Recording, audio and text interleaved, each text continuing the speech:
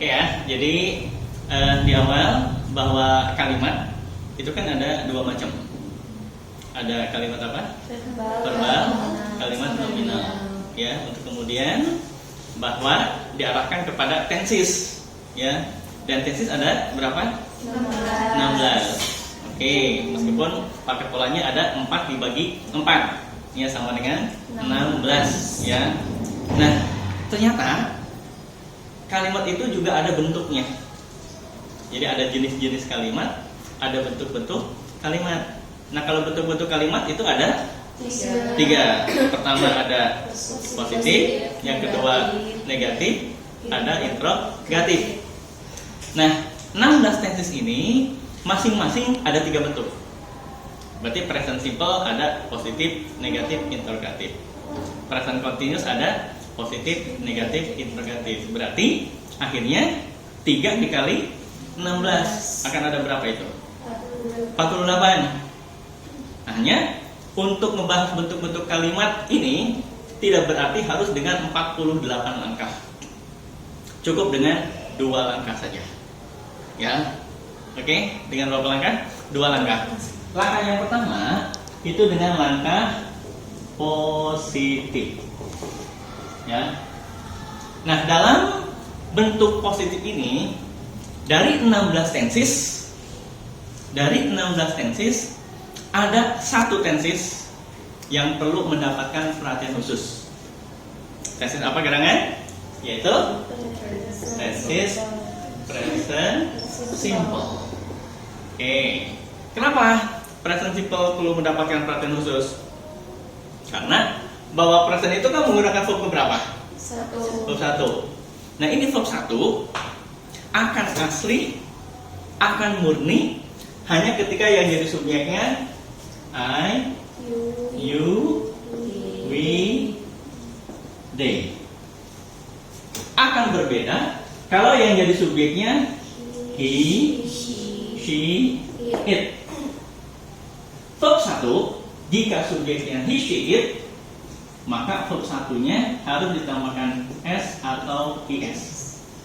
Nah, ini sebuah perbedaan, sebuah kondisi kenapa present simple dalam positif perlu mendapatkan perhatian khusus. Berarti sisanya ada berapa tenses? 15. Nah, yang 15 tenses ini tidak perlu diperhatikan secara khusus. Kita perhatikan biasa-biasa saja. Oke, kita kembali. Ini kan tanda apa ini? Ini tanda apa?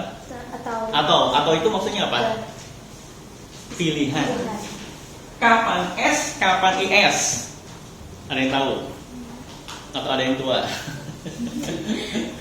Gini, jadi secara umum itu berarti semuanya enggak? Enggak dong. Tahu dari mana? Kan tadi secara umum tuh ada yang enggak? Kecuali secara umum kan gitu. Berarti ada yang tidak. Secara umum verb 1 bila subjeknya he, she, it, maka hanya ditambahkan s aja. Kecuali bila verb 1 tersebut berakhiran o. Nah, ini berakhiran x, berakhiran s, berakhiran sh,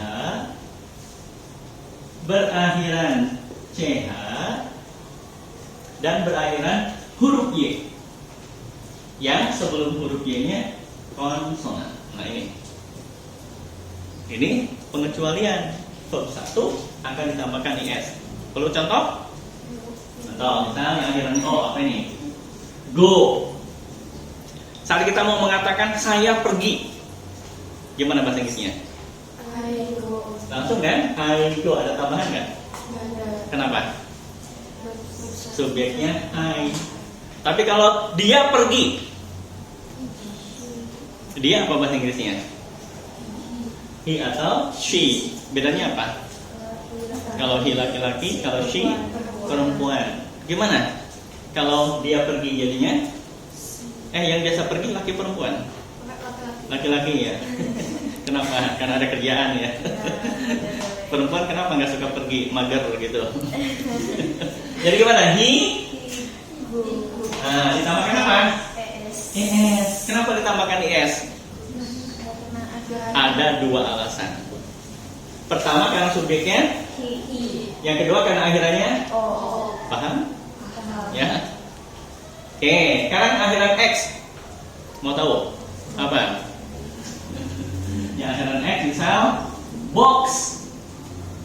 Apa artinya box? Kotak. Kalau kotak itu kata benda atau kata kerja? Benda. Kita lagi ngomongin kata apa?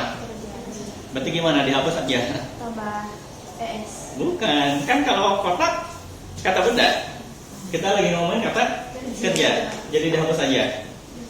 Enggak. Karena box itu bisa dua. Kalau kata benda artinya kotak. Tapi kalau kata kerja artinya bertinju kan gitu. Atau meninju, kan ada boxing, ada boxer. Ya, oke. Kamu bertinju, gimana bahasa Inggrisnya? Kamu, you box. Tapi kalau dia bertinju, yang biasa bertinju laki perempuan? Laki-laki. Padahal perempuan juga suka bertinju kan ya? Kan suka ganti deh, gitu ya. Ya. Jadi gimana? He box sis. Ditambahkan apa? Es. Kenapa ditambahkan is?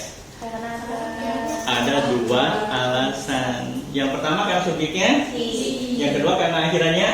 Es. Paham? Paham. Jadi he boxes atau she boxes. Oke, karena akhirannya s. Apa contohnya? Miss, apa artinya miss? Kangen atau rindu. Apalagi selain miss? Kiss. Apa artinya kiss? Mencium. Jadi gimana contohnya? Mau miss atau mau kiss? Yes. Kalian suka miss atau suka kiss? Yes. Atau dua-duanya? Jadi kiss miss. Ya. Kita miss aja ya. Miss. Saat kita mengatakan kami rindu, gimana bahasa Inggrisnya? We miss. Tapi kalau dia rindu, gimana bahasa Inggrisnya? Oh, yang biasa rindu perempuan. Kenapa yang biasa rindu perempuan?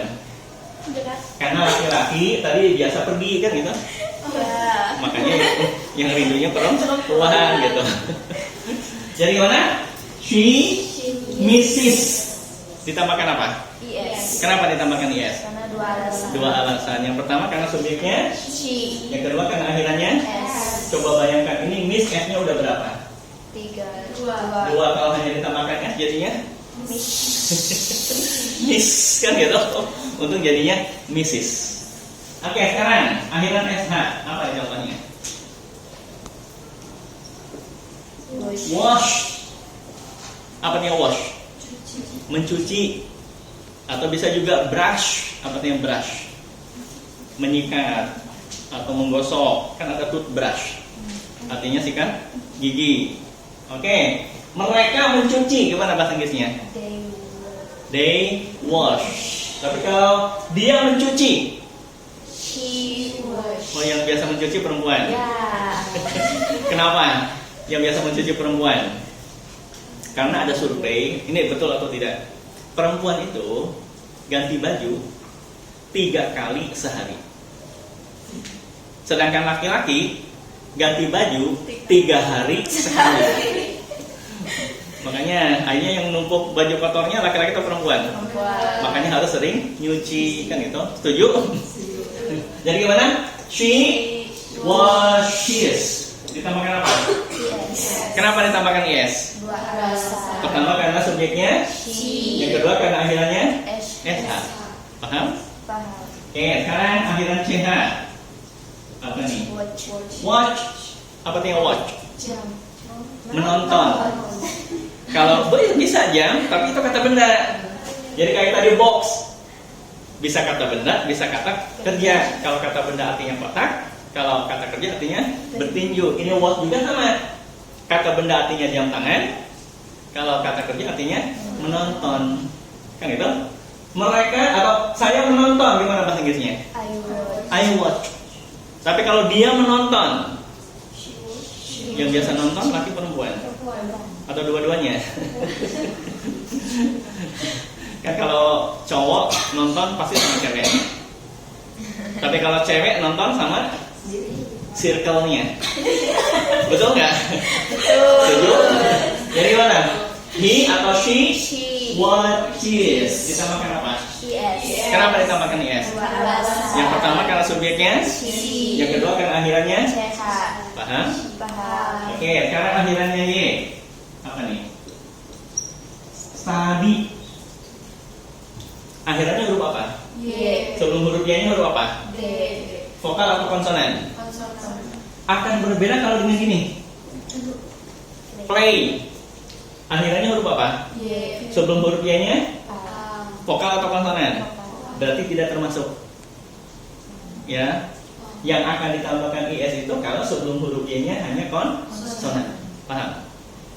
Jadi kalau hanya akhirannya atau sebelum Y-nya vokal akan berlaku yang lain. Oke. Kamu belajar. Gimana bahasa Inggrisnya? You study. Langsung kan? You study. You. Tapi kalau dia belajar,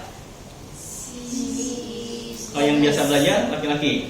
Oh, perempuan. Tadi udah langsung refleks dengan he. Ya, tapi laki-laki juga suka belajar ya. Belajar apa? Belajar memahamimu ya. Jadi gimana? He study. Nah, huruf Y-nya berubah menjadi I. Nah, jadinya studies. He studies. She studies. Paham? Oke, play. Bisa nggak dia bermain? Bisa. He atau she. Tapi tambahannya S atau IS? S. S saja. Kenapa? Karena sebelum huruf Y-nya vokal. Makanya he plays. Yang suka bermain emang laki-laki ya? Laki. Ya, memainkan perasaanmu ya. Kanan fly. Akhirnya huruf apa? Y. Sebelum huruf Y-nya vokal atau konsonan? Konsonan. Oke, apa tuh yang fly? Terbang. Bisa nggak dia terbang? Tidak. Bisa, dia terbang. Pakai pesawat. Kan yang terbangnya burung. Ya. Tambahan S atau IS kalau kayak gini? Yes. Hah? IS. Kenapa? Karena Sebelum huruf Y-nya konsonan. Fly. Ini pun sama seperti studies kan gitu? Jadinya flies. Oke? Ya. Terus kalau kali gini boy. Tambahkan S atau IS? S. Apa? Karena sesudah Y. Masalahnya boy itu apa artinya? Laki-laki. Kata benda atau kata kerja? Kata benda. Kita lagi ngomongin gimana dong? Bisa. Jadi gini, bahwa penambahan S atau IS itu bisa berlaku untuk dua hal. Bisa untuk kata kerja, alasannya ini. Bisa untuk kata benda, alasannya plural. Apa itu yang plural? Jamak, banyak. Kalau ini boy, cowoknya berapa? Satu. Kalau cowoknya banyak, Boys. ditambahkan apa? S. Kan gitu. Ya. Kalian lebih suka boy pakai S atau tanpa IS? S. Jadi cowoknya banyak. Ya kan gitu ya. Atau lagi baby. Apa nih baby? Bayi. Boleh nggak bayinya banyak? Boleh. Boleh. Mau punya bayinya banyak? Jadi kembar berapa? Nanti melahirkannya. Coba kalau bayinya banyak, pakai S atau pakai IS? S. Kenapa? B. Akhirannya huruf Y. sebelum huruf Y-nya. B. Konsonan. Berarti tambahkan S atau IS? Yes. Sama seperti ini kan? Study, studies. Baby, babies. Rabi. Jangan ya. Jangan sampai rabies ya. Oke, sekarang kali sini. Busy. Apa artinya busy? Sibuk. Akhirannya huruf apa? Y. Sebelum huruf Y-nya vokal konsonan. Konsonan. Tambahkan S atau IS? Yes. Tidak dua-duanya. Kenapa coba? Kata Tadi dibilangin bahwa S atau IS itu bisa berlaku untuk dua hal kan? Kata benda dan kata kerja. Kalau gizi, kata apa? Kata sifat. Kan sibuk. Berarti kalau kata sifat mah nggak usah S, nggak usah IS, ya, karena artinya sibuk. Kata sifat, bisi labu, bisi murad, si tajam. bisi gebis. Ya kalau ini lazy, tambahkan S atau IS? Kenapa enggak? Kata sifat. Atau misal alay, Sifat. tambahkan S atau IS? Enggak, kenapa? Sifat. Bukan, karena bukan bahasa Inggris. Iya, karena Kan penambahan S atau IS hanya untuk bahasa Inggris.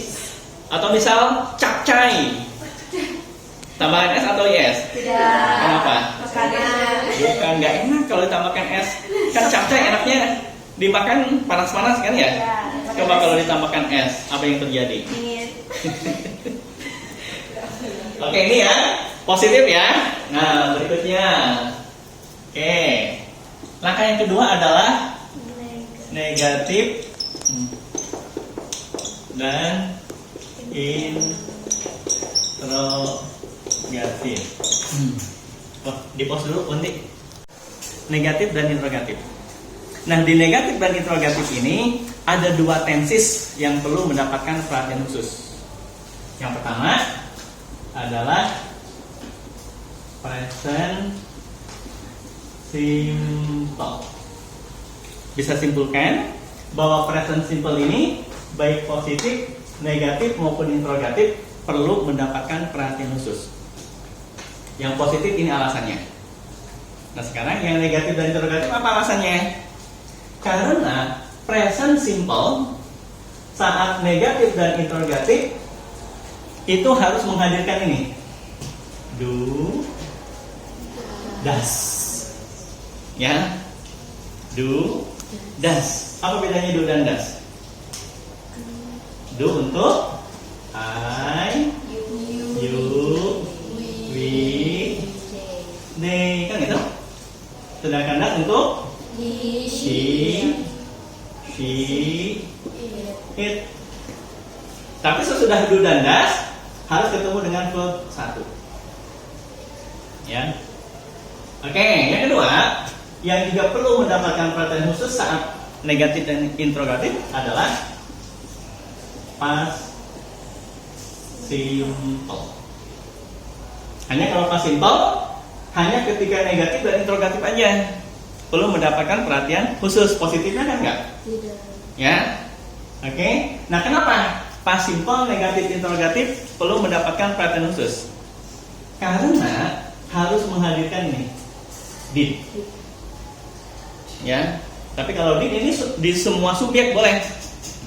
I, you, we, they, he, she, it semuanya menggunakan did. Dan sesudah did harus dirangkai dengan verb 1. Ya. Oke. Paham? Jadi bahwa bentuk-bentuk kalimat ada berapa? 3. Positif, negatif, interrogatif. Jumlah tesis berapa? 16. Berarti 16 dikali 3 sama dengan 48. Tapi untuk mengcover itu semua cukup hanya dengan 2 langkah saja. Yang pertama langkah positif, yang kedua langkah negatif dan interrogatif. Yang positif ada satu tenses yang perlu mendapatkan perhatian khusus, yaitu present simple. Inilah ketentuannya. Sedangkan negatif dan interrogatif yang perlu mendapatkan perhatian khusus ada berapa? 2, yaitu present simple dan past simple. Present simple alasannya harus menghadirkan do, does. Sedangkan past simple harus menghadirkan did. Oke.